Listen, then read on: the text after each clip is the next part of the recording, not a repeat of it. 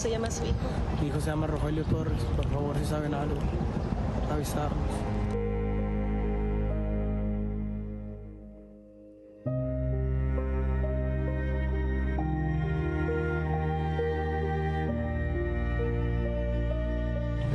Es lo que quiero hallar, que esté bien y viva.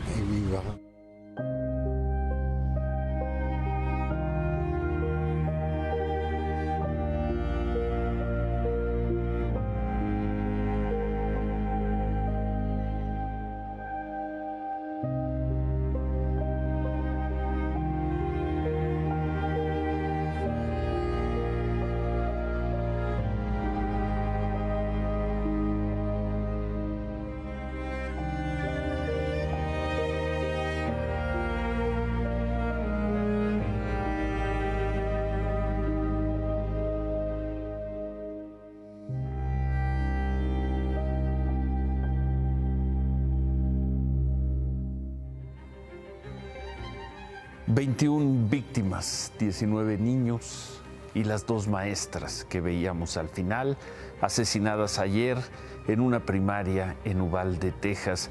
Y aunque los hechos se dieron en territorio de Estados Unidos, los muertos son esencialmente mexicanos, porque es una comunidad donde viven mexicanos. Buenas noches. Salvador Ramos, el joven atacante, tenía 18 años. En menos de una semana, hoy se supo, compró 2 rifles y uno de ellos fue el que utilizó para matar a estas personas. Unos minutos antes de cometer el crimen, le confesó en una conversación en Facebook a una joven de Alemania que iría a una escuela, que iría armado, que iría ahí. Llegó y cometió una de las peores masacres de los últimos años en Estados Unidos, y las víctimas tenían sangre mexicana. Tragedia de Uvalde, un pequeño poblado en el que la mayoría de sus habitantes son de origen mexicano, empieza a tomar forma luego de que se conocieran más detalles de cómo un joven de 18 años, también de origen hispano, mató a 19 niños y 2 maestras en una escuela primaria. De acuerdo con las investigaciones, la mañana de ayer, Salvador Ramos le disparó en la cara a su abuela, con quien vivía, y después salió hacia la escuela. Ella sobrevivió y logró hablar con la policía para advertirles que su nieto iba armado. El joven escapó en una camioneta, que después estrelló a un costado de la primaria. Cuando bajó del vehículo, policías de Uvalde lo vieron y hubo un breve enfrentamiento. Llevaba un rifle de asalto y chaleco antibalas. Escapó del tiroteo, entró a la escuela y se metió a un salón lleno de alumnos de 4º grado. La mayoría tenían solo 10 años. When he came in, he says it's time to die. And when I heard the shooting through the door, I told my friend to hide under something so he won't find us. En ese salón se atrincheró y asesinó a 19 niños y a las 2 maestras. Casi todos nacidos en Estados Unidos, pero con origen mexicano. El atacante estuvo ahí casi 1 hora, hasta que una unidad táctica lo mató. Yo no puedo andar alrededor de armas. Yo aborrezco las armas. Lo siento mucho, tengo dolor para todo, porque muchos de los niños son nietos de amigos míos. Son niños, son criaturas tan inocentes. ¿En algún momento habló con su nieto? No, ya me voy. Los motivos que llevaron a un joven de 18 años a matar a 19 niños se desconocen. Ni su propia familia sabe decir qué pasó. Amigos y compañeros han narrado a medios que Salvador Ramos tenía problemas de acoso escolar y salud mental. La única certeza es que apenas cumplidos sus 18 años, pudo comprar 2 rifles de asalto de alto calibre y en cuestión de minutos, sacudir la vida de esta comunidad de origen mexicano.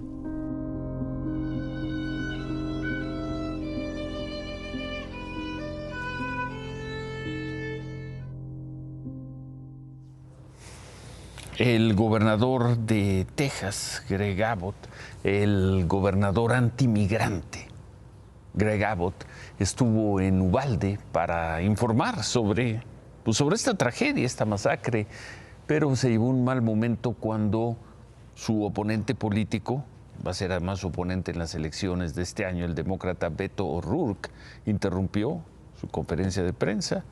O'Rourke pide una legislación dura contra las armas. Esto ocurrió. The next shooting is right now, and you are doing nothing. No, he needs to get his ass out of here. This isn't the place to talk this over. This is totally predictable. When you, Sir, you're out of line. Sir, you are out of line. Sir, you are out of line. Please leave this auditorium. I can't believe you're a sick son of a bitch that would come to a deal like this to make a political issue.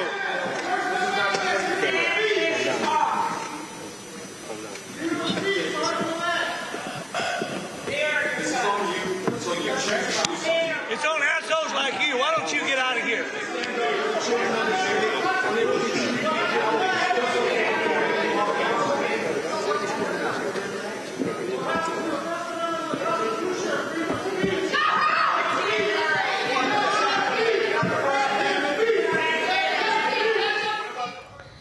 Parecería, juzgar por las reacciones que se han dado en Estados Unidos, quizá por el hecho de que esta vez las víctimas son menores de 10 años, por lo que dijo ayer el presidente Biden, por escenas como las que acabamos de ver, que en esta ocasión alguien en Estados Unidos tratará, cuando menos, de hacer algo en la legislación de portación y de venta de armas. Veremos si se consigue algo. ¿Hay conmoción? Sí, hay conmoción. ¿Van a hacer algo los políticos estadounidenses, la sociedad estadounidense, más allá de vociferar, más allá de lamentar, más allá de ir a retar a personajes como el gobernador Abbott? Lo veremos. El embajador de Estados Unidos en México, Ken Salazar, se sumó a este discurso. Dijo que rogaba para que los líderes de Estados Unidos ahora sí se pronuncien por prohibir las armas de asalto. En un tuit, parafraseando el discurso de ayer del presidente Biden, el embajador Salazar escribió: por cada padre, por cada ciudadano, tenemos que dejar en claro a cada funcionario electo: es momento de actuar. Podemos hacer más, debemos hacer más. Lo veremos. Por lo pronto, la Asociación Nacional del Rifle allá en Estados Unidos dijo que se trató de lo que dicen siempre, un criminal solitario. Por cierto, el viernes en Houston va a tener lugar la convención de esta Asociación Nacional del Rifle y hasta hace unos momentos se mantenía en el programa la participación del gobernador Abbott y también, en algún momento, de Donald Trump. Eso en Estados Unidos. Ayer, cuando ocurría esta masacre en México, transcurría el que terminó siendo el segundo día con más asesinatos en lo que va de este sexenio. De acuerdo con las cifras oficiales, las de la Secretaría de Seguridad, ayer se registraron 118 asesinatos. Es la cifra más alta desde diciembre de 2019. 118 personas fueron ejecutadas ayer en México. Luego del asesinato de 11 personas que se sumaron a esta cifra, 11 personas en 2 bares en Celaya, en Guanajuato, hoy el gobierno federal pues hace lo de costumbre, envía refuerzos de seguridad. Se dijo que 800 guardias nacionales y soldados del ejército llegaron a Celaya.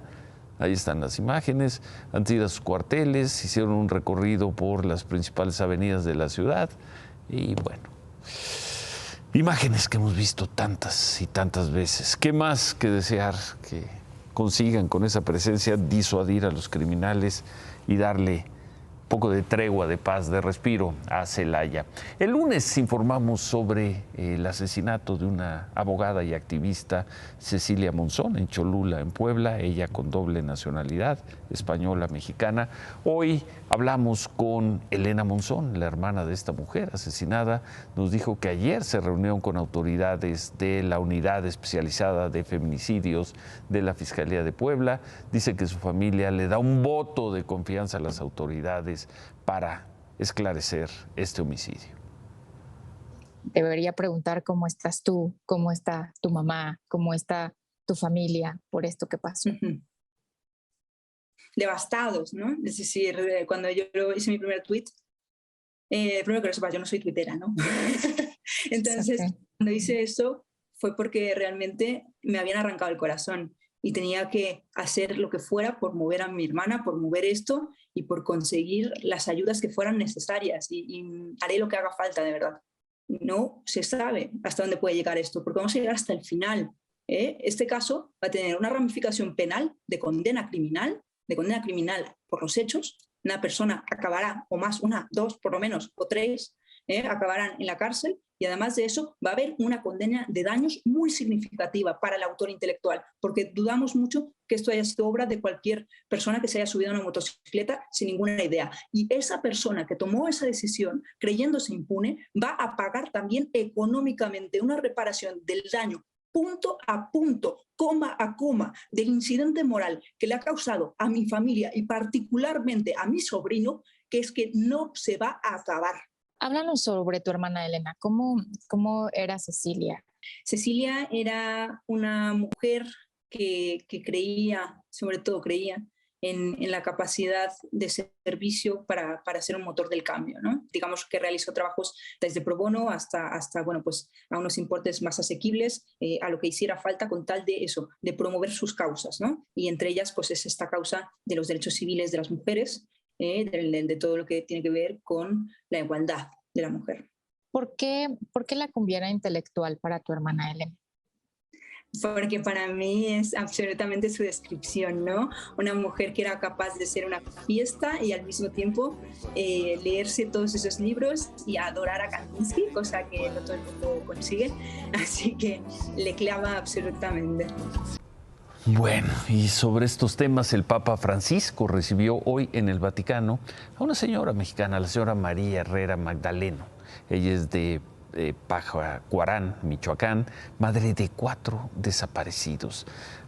Activistas de derechos humanos acompañaron a la señora María a esta visita, le entregó una carta al Papa Francisco, le pide que rece por ellas, por las madres de los desaparecidos y que llame a los gobiernos a que busquen a los desaparecidos y detengan la violencia. Gobernador, hay una joven de cartel desaparecida, los familiares. Sí, yo la atendí. No está desaparecida, está resguardada. ¿Ya fue localizada entonces? Es que es un asunto que no se puede decir en público. Otra vez Veracruz, una vez más Veracruz. Lo que acabamos de escuchar lo dijo el viernes el gobernador Cuitlagua García cuando le preguntaron sobre el caso de Viridiana Moreno, una mujer de 31 años, quien desapareció hace una semana luego de ir a una supuesta entrevista de trabajo en un hotel en Cardel, una ciudad que está a unos 30 minutos del puerto de Veracruz. Después de esas declaraciones, el gobierno del estado corrigió y dijo que seguían los operativos de búsqueda de esta joven, pese a lo que había declarado el viernes el gobernador. Aclararon que no estaba resguardada en ninguna dependencia gubernamental, pero anoche los padres de Viridiana fueron citados a las instalaciones de servicios periciales de la Fiscalía del Estado. Les pidieron que identificaran el cuerpo de una mujer localizada el sábado en la zona de Chachalacas. Según los padres, las autoridades ministeriales les dijeron que las pruebas genéticas iniciales arrojaban información de que el cuerpo hallado podría ser el de su hija. Pero los padres no creen esta versión, dijeron que las señas del cuerpo no coinciden con las de su hija y piden un peritaje externo. Además, le hacen este llamado al gobernador. Por eso le digo al señor gobernador que me agende una cita el día que quiera, a la hora que quiera, en el lugar que quiera, que yo estaré ahí para platicar con él y que me diga exactamente la verdad.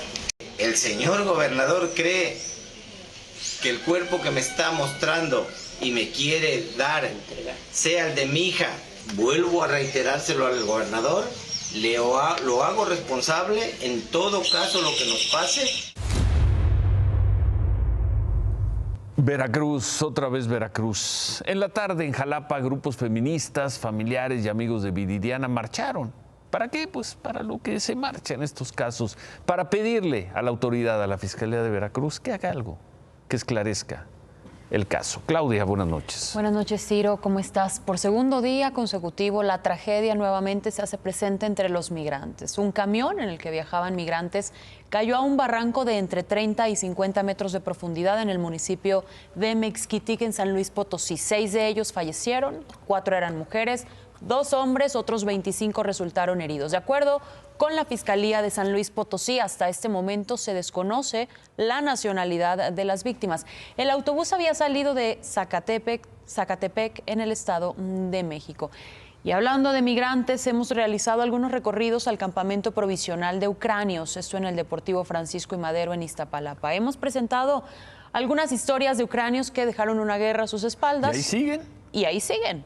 Y lo único que piden o que exigen es una visa humanitaria que les permita llegar a Estados Unidos. El campamento, Ciro, va a cerrar dentro de 5 días exactamente. ¿El martes, miércoles de la próxima semana? El próximo miércoles. Hoy quedan 73 ucranios según la autoridad local. Permanecen ahí, pero la pregunta es qué va a pasar con los ucranios que para el día miércoles no consigan este documento que les permita llegar al otro lado de la frontera. ¿Qué va a pasar? Regresaremos al campamento y lo averiguaremos con las autoridades de los 3 niveles de gobierno. Y el miércoles cierra el campamento. El miércoles cierra. Es decir, el martes en la noche ya no estarán ahí. Queden los que queden. Bueno, eso habrá dice que la ver autoridad. si será la autoridad local, la autoridad federal. Vamos a regresar ahí. Vamos a regresar ahí mañana mismo, Ciro. Bueno, en otras cosas, el presidente de Cuba, Miguel Díaz-Canel, aseguró que no va a ir a la cumbre después de todo lo que se dijo, que él no va a ir a la cumbre de las Américas, que supuestamente va a tener lugar en Los Ángeles, en Estados Unidos, del 6 al 10 de junio. En Twitter, el presidente cubano dijo que la voz de Cuba se hará escuchar en la cumbre, pero que él no va. Sobre la polémica por las críticas de que sería una cumbre incompleta, Díaz-Canel tuiteó que el gobierno de Estados Unidos concibió desde un inicio que la cumbre no fuera inclusiva, que era su intención excluir a varios países, entre ellos a Cuba, a pesar del fuerte reclamo regional que contra estas exclusiones. Además dijo que hubo una presión diplomática brutal de Estados Unidos. Vamos a regresar al tema al final del programa. Hoy, por cierto, la organización española Prisoners Defenders presentó en conferencia testimonios de médicos cubanos que acusan a su gobierno de tratarlos como esclavos cuando son enviados en misiones a otros países, y como supuestamente ocurrirá en México en unos días. Esta organización dijo tener más de 1,000 testimonios presentados de manera escrita ante cortes internacionales y parlamentos europeos. Los médicos relataron que son obligados a cumplir con estas misiones, se les separa de su familia, se les retienen sus documentos por si algo hiciera falta. El 80% de lo que reciben de pago se lo retiene el gobierno cubano. Por lo tanto, la organización pidió al gobierno de México que no auspicie la contratación de médicos cubanos. Cuestionan si México realmente necesita de un acuerdo como este. En el mismo aeropuerto enseguida se identifica el funcionario de la misión médica que se encarga de retirarnos el pasaporte. Y ahí nos convertimos en perfectos indocumentados. Y tienes que cumplir y tienes que adaptarte a estar casi siempre de 11 a 12 meses sin ver a tus hijas.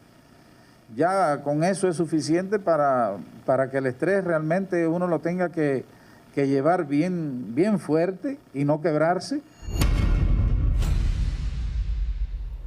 Los médicos cubanos. Ciro, y según esta organización, los propios médicos cubanos acusan que se les castiga hasta con 8 años con la separación de las familias si ellos deciden desertar con esta misión.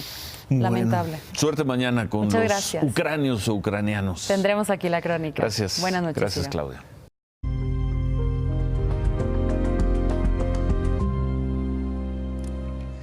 Y hablando de médicos, luego del anuncio ayer de que el gobierno va a ofrecer 13,000, casi 14,000 plazas para médicos especialistas, en su mayoría en todo el país, ¿se está logrando hacer el proceso? ¿Está funcionando el proceso de registro para una futura contratación?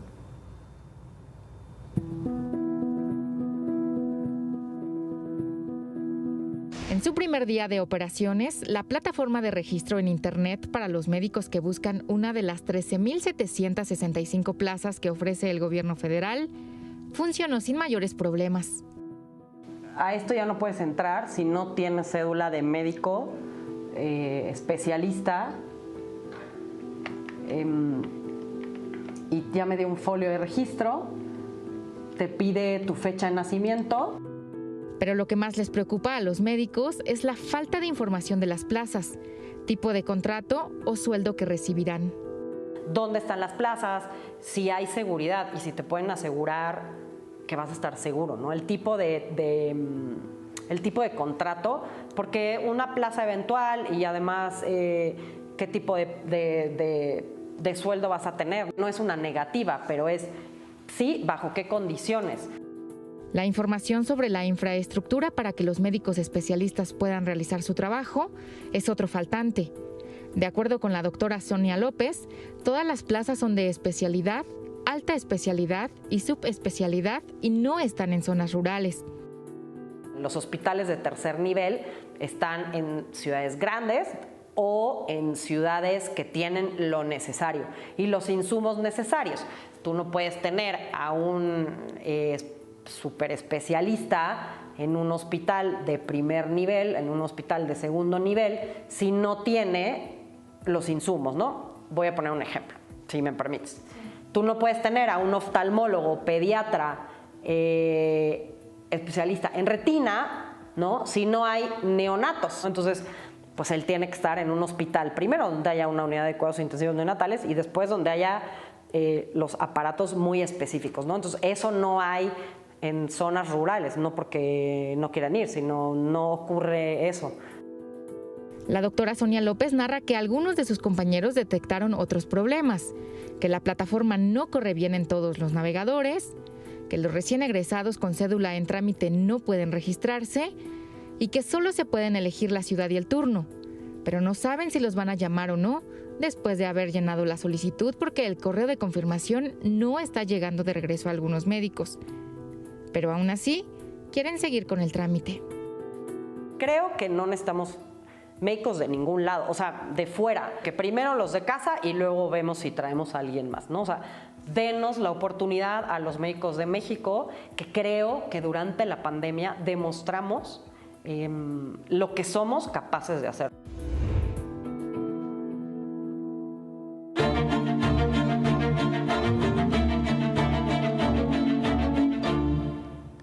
Diez días para las elecciones y uno de los estados donde la oposición a Morena tiene expectativas más altas de triunfo es en Aguascalientes. Hoy, por cierto, en las oficinas del PAN, allá en Aguascalientes, se informó que un grupo de 25 supuestos, toda esa información del PAN, supuestos coordinadores operativos territoriales de Morena y 3 trabajadores de estos conocidos como siervos de la nación, renunciaron a la campaña de la candidata de Morena, al gobierno de Nora Rubalcaba, y tiraron así sus chalecos de Morena. Los tiraron a la basura. Según la dirigencia estatal del PAN, estas personas se van a sumar a apoyar a la candidata del PAN, a Tere Jiménez. Vamos a ver cómo va la campaña de Nora Rubalcaba, la candidata de Morena. Se daba por sentado hace no mucho que Aguascalientes sería un triunfo razonablemente cómodo para el PAN. ¿Cómo vean y cómo se ven las cosas hoy en Aguascalientes? La crónica con la candidata de Morena. Mañana tendremos la de la candidata del PAN. Yo no soy ni la buena ni la mala. Soy la única que puede gobernar sin corrupción. Exdirigente estatal del PRD, fundadora de Morena, diputada local y delegada de los programas gubernamentales, Nora Rubalcaba se presenta como maestra y madre. La candidata defiende el respaldo de la gobernante de la Ciudad de México, a quien presume como el mejor ejemplo de lo que ella hará aquí. Claudia es una compañera del movimiento. Claudia está haciendo muy bien su trabajo y con eso nos ayuda muchísimo, que nos están apoyando para que florezca en Aguascalientes la transformación. Y eso no es delito alguno. Es la madrina de Nora, le trajo buena suerte. Vino Claudia Sheinbaum, que es un gran referente, un gran liderazgo. Y no es cierto que Aguascalientes sea un estado conservador. Ya se perdió el miedo al cambio. Ahora la maestra Rubalcaba trata de convencer al 50% de un electorado que describe como aún indeciso. pero el presidente de Morena confía en que el 5 de junio ganarán 6 de las 6 gubernaturas en juego. Zapato. Zapato. Gobernadora. Lista. O sea, el voto oculto es tuyo. Sí, en todas. Ahorita en estas todas sí. Porque somos oposición. En todas las. En las 6. Y para lograr ese carro completo están aquí 44 diputados federales. Que aquí vamos a seguir sin miedo. A todos se nos ha encargado el triunfo de Aguascalientes. No nada más a la jefa de gobierno, al secretario de Gobernación, al canciller, todas y todos han estado aquí. Y vamos a ganar este 5 de junio.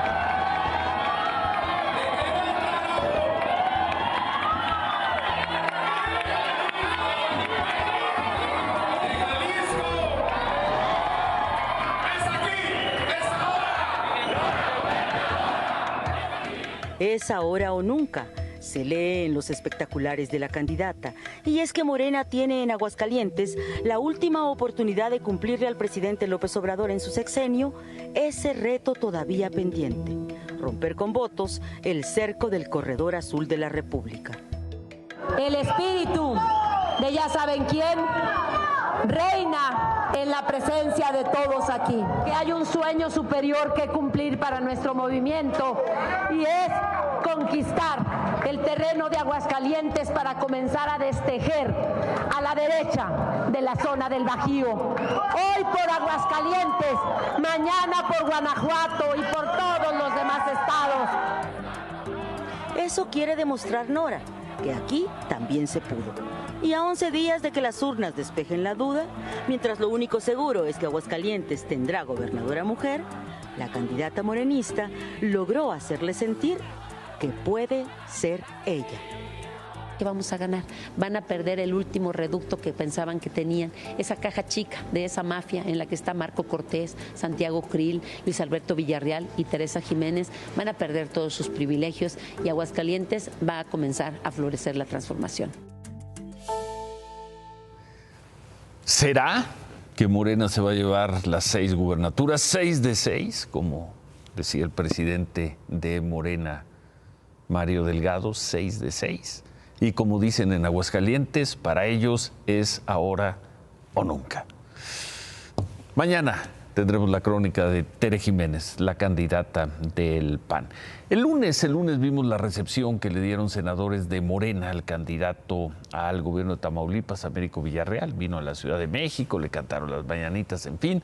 Bueno, hoy quien vino a la Ciudad de México para tener una reunión en privado con legisladores de PAN, PRI y PRD fue el gobernador de Tamaulipas, Francisco García Cabeza de Vaca. De acuerdo con los asistentes, el gobernador dijo que no hay ninguna persecución en contra del candidato de Morena, Américo Villarreal.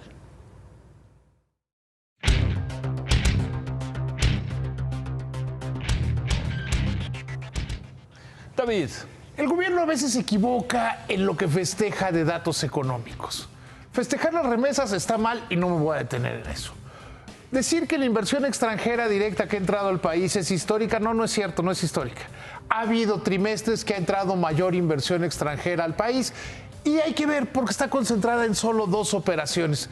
Lo que sí debería presumir es que la economía está creciendo, sorprendentemente creciendo. 2 buenas noticias seguidas, la inflación ayer. Y esta sí la debería presumir el presidente. Van 3 trimestres consecutivos que la economía ha crecido. Las 2 pasaron de noche en la mañanera. Porque andaba con el asunto de la inversión extranjera y el buen humor. Esta era la importante, esta era la verdaderamente importante. La economía toma más velocidad que los 2 trimestres anteriores, creciendo a una tasa del 1.8%. Hoy hablaba con analistas de esos que cambian de opinión cada 15 minutos y decían, con este 1,8% a tasa anual... ¿Para qué hablas con ellos? No, porque... Pero bueno, ¿qué te decían? Porque mejoran las expectativas. Ya están hablando de que la economía mexicana podría crecer entre 2,5 y 2,8%. Y te salvas tú. Y no. Sí. O sea, demuestra que el análisis superior es superior al que hacen los analistas. Esta sí la debe haber presumido el presidente. Esta es buena, que algunos sectores de la economía ya se están recuperando, que estamos todavía abajo del tercer trimestre de 2018, que fue el más alto de toda la historia, pero que ya casi se están alcanzando en algunos niveles el mismo que teníamos antes de la pandemia. Y esa es la que debieron haber presumido, ¿no? A ver si mañana. Ojalá, yo sé que el presidente me ve. Señor presidente, a ver, acércame la cámara. Señor presidente, la que hay que presumir es que la economía sí está creciendo y no demasiado, pero ahí va. Bueno, rebátala, David. Y ya que ando dando consejos no solicitados, tampoco deje que su muchacho ese, ¿cómo se llama? Octavio Romero y su muchacha Rocío Nale se peleen con el Sindicato de Trabajadores de Petróleos Mexicanos. Ya bastantes problemas hay ahí para que todavía terminen en esos escándalos. Javier. Ciro, de regreso, el nuevo técnico de Cruz Azul, ¿quién es? Y si tiene mi aval. Regresamos con eso. Hoy el presidente de Cuba, al decir que no asistirá a la Cumbre de las Américas, el presidente de Cuba, el señor Díaz-Canel, acusó que el gobierno de Estados Unidos ejerció brutales presiones, repito, brutales presiones para desmovilizar a los países que pedían incluir a Cuba en la Cumbre de las Américas, que va a tener lugar en 2 semanas. Brutales presiones. Lo dice el jefe de un gobierno que hace un año, julio del año pasado, trató así, con brutalidad, a quienes pedían un poco de libertad, un poco de comida, un poco de futuro en Cuba. Los dejamos con las imágenes de aquella brutalidad, no la supuesta brutalidad diplomática, sino la real, la de la represión, a la que es tan afecto el dictador Díaz-Canel. ¡Ánimo!